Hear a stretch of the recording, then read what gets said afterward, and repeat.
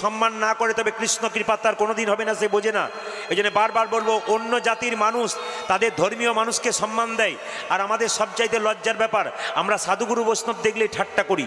এই ঠাট্টা যেখানে করবে আপনি প্রতিবাদ করবেন। আমাদের মানুষের মধ্যে আমাদের হিংসা জন্মে আছে, এই জন্য এই জায়গা বন্ধ করুন। কীর্তন হচ্ছে বহু জায়গায়, কীর্তন কমিটির ছেলেরা অক্লান্ত পরিশ্রম করে এই প্যান্ডেল এত সুন্দর সেবা, এত সুন্দর মাইকের ব্যবস্থা করে, কিন্তু তবুও তাদের নানা রকম কথা শুনতে হয় প্রচুর লোকের কাছে।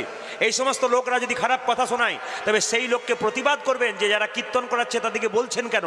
এগুলো প্রতিবাদ না করলে আমাদের হবে না। ইটের ওপরে ইট সাজালে দেওয়াল তৈরি হয় না, ইট আর ইটের ফাঁকে মশলা দিতে হয় তবে দেওয়াল তৈরি হয়। অনেকগুলো ভক্ত একসঙ্গে কীর্তন শুনতে এসছেন বলে হিন্দু সনাতন ধর্ম গঠন হয়েছে তা নয়। একজন একজনকে দেখলে জয় নিতাই রাধে রাধে বলতে পারলেই কিন্তু আমাদের কাল থেকে আপনারা একজন একজনকে দেখলে কি বলবেন? রাধে রাধে। কি বলবেন জোরে বলুন, আমি আরো জোরে শুনতে চাই। কি বলবেন বলুন, আরো জোরসে বলিয়ে, আরো জোরসে। ডান এ ভাই জোরে। আর কি বলতে হবে কাল থেকে? একটু জোরে বলুন, কি বলবেন?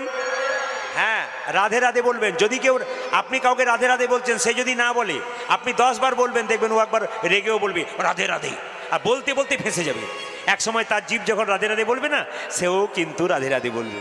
আসুন, যদি কোনো বাড়িতে অশান্তি হয়ে থাকে, অশান্তি প্রচুর বাড়িতে হয়, মন দিয়ে শুনবেন। এই বাতাসা নিয়ে গিয়ে আপনি তুলসী গাছের গোড়াতে বৃহস্পতিবার দিন দিয়ে দিন, প্রতিদিন 1 ঘটি করে জল দিন।